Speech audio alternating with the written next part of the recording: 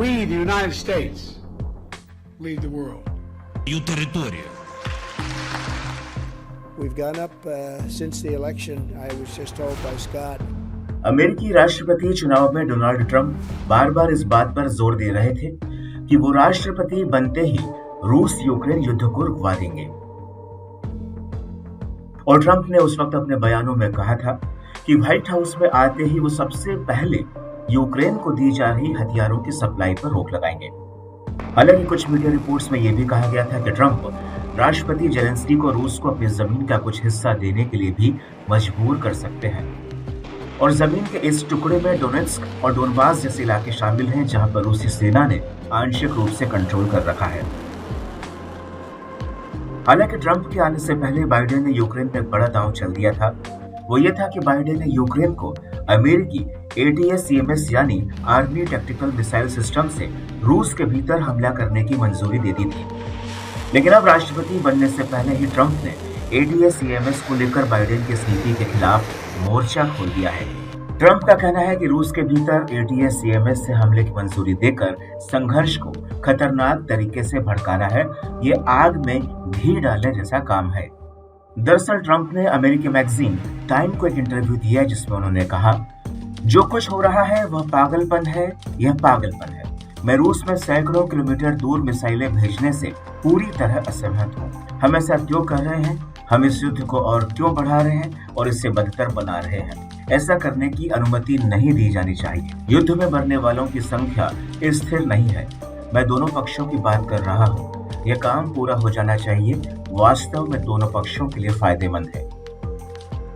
आपको बता दें कि अमेरिकी राष्ट्रपति जो बाइडेन के यूक्रेन को ATACMS से रूस के भीतर हमलों की मंजूरी देने से पहले उत्तर कोरिया ने पुतिन की मदद के लिए अपने 15,000 सैनिक रूस भेजे थे, जो फ्रंट लाइन पर यूक्रेन के खिलाफ लड़ रहे हैं।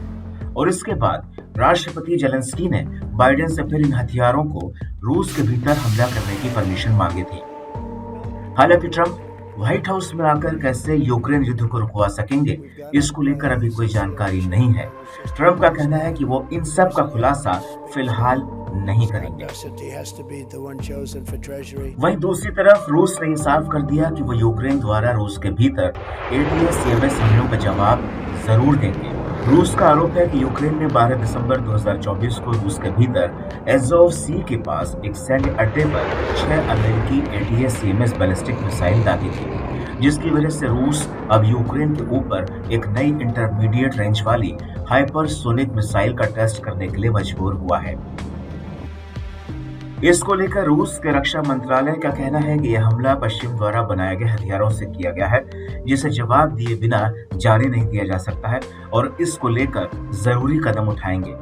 वहीं रूस के राष्ट्रपति भवन के प्रवक्ता दिमित्री पेस्कोव ने भी यूक्रेन को चेताया है। Напомнить абсолютно недвусмысленное и прямое заявление Министерства обороны Российской Федерации, которое было вчера, где четко сказано, что ответ последует. Естественно, последует тогда и так, как будет признано целесообразным.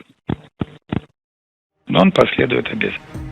आपको बता दें कि इससे पहले 21 नवंबर 2024 को रूस ने यूक्रेन के ऊपर अपनी नई ऑरेंज या hazel tree hypersonic ballistic missile fire की थी। इस हमले को लेकर उस वक्त पुतिन ने कहा था कि यह हमला यूक्रेन द्वारा पश्चिमी हथियारों से रूस के भीतर हमला करने के जवाब में है। हालांकि अमेरिका का मानना है कि रूस की ऑरेंज मिसाइल युद्ध में कुछ खास बदलाव नहीं ला सकती।